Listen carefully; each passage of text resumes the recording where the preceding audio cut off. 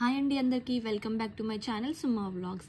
ఈ వీడియోలో నేను మీకు ఏం షేర్ చేసుకోబోతున్నానంటే, ఫస్ట్ మనం పీరియడ్ మిస్ అయినప్పుడు ఖచ్చితంగా మనం ప్రెగ్నెంటా కాదా అని ఎగ్జైట్మెంట్తో టెస్ట్ కిట్ తెచ్చి యూరిన్ టెస్ట్ అనేది చేస్తాము. సమ్ టైమ్స్ ఏంటంటే ఆ కిట్స్ అనేవి కొన్ని టైమ్స్ ఫెయిల్ అవ్వచ్చు, అంటే మనకి ఫాల్స్ రిజల్ట్ చూపించవచ్చు అనమాట. ఒకవేళ ప్రెగ్నెంట్ కాకపోయినా ఒక్కొక్కసారి పాజిటివ్ కనిపిస్తుంది. సో మనం హ్యాపీగా ఫీల్ అయ్యి ఎగ్జైట్ అయిపోతాము. సో దాన్ని కొంచెం మనం ట్రస్ట్ చేసే కన్నా మనం బ్లడ్ టెస్ట్ అనేది ప్రిఫర్ చేసినప్పుడు మనకి ఇంకా యాక్యురేట్ రిజల్ట్ అనేది వస్తుంది అనమాట. ఆ టెస్ట్ పేరే హెచ్సిజి బెటా టెస్ట్ అంటారు. హెచ్సిజి అంటే హ్యూమన్ క్రానిక్ గొనాడోట్రోపిక్ అనమాట, దాని ఫుల్ ఫామ్ వచ్చి. ఈ టెస్ట్ అనేది మన బ్లడ్ అనేది శాంపుల్ తీసుకుని టెస్ట్ చేస్తారు. సో ఇక్కడ మన బ్లడ్లో హెచ్సిజి హార్మోన్ అనేది డిటెక్ట్ అయితే మనం ఖచ్చితంగా ప్రెగ్నెంట్ అనమాట. సో మీరు ఎప్పుడైనా మీకు పీరియడ్ మిస్ అయిన వెంటనే డౌట్ ఉంటే, అది పాజిటివ్ వచ్చినా కూడా ఈ టెస్ట్ అనేది ప్రిఫర్ చేయండి, ఎందుకంటే మన బ్లడ్లో తెలిసిపోతుంది ఒకవేళ కిట్ ఫెయిల్ అయినా కూడా. సో మీరు చూస్తున్నారు కదా, ఇక్కడైతే రిజల్ట్ చూపిస్తున్నా, ఇవన్నీ నా రిపోర్ట్స్ అనమాట.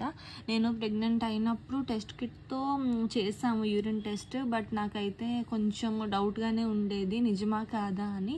నేనైతే వెంటనే హెచ్సిజి బెటా టెస్ట్ అనేది చేయించాను ల్యాబ్కి వెళ్ళి. సో నా రిజల్ట్ అయితే చూస్తున్నారు కదా, 67.4 వచ్చింది లెవెల్ వచ్చి. బిలో 10 ఉంటే నెగిటివ్ అనమాట. బిలో 10 వచ్చిందంటే మనది ఆ రిజల్ట్ మన ప్రెగ్నెంట్ కాదు. బట్ నాకు ఆ టైంలో నేను అప్పుడు 6 వీక్స్ ప్రెగ్నెంట్, నాకు 67.4 వచ్చిందనమాట నాకు టెస్ట్ చేస్తే.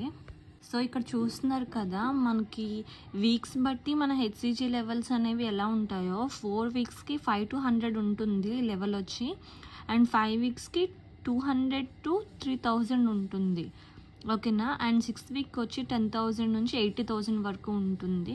ఇలా ఇన్ని వీక్స్కి ఇలా మారుతూ వస్తుంది అనమాట. అండ్ ఇది కొన్ని వీక్స్కి వచ్చిన తర్వాత తగ్గుతూ వస్తుంది, లాస్ట్కి వచ్చేసరికి స్టార్టింగ్ ఏమో పెరుగుతుందన్నమాట.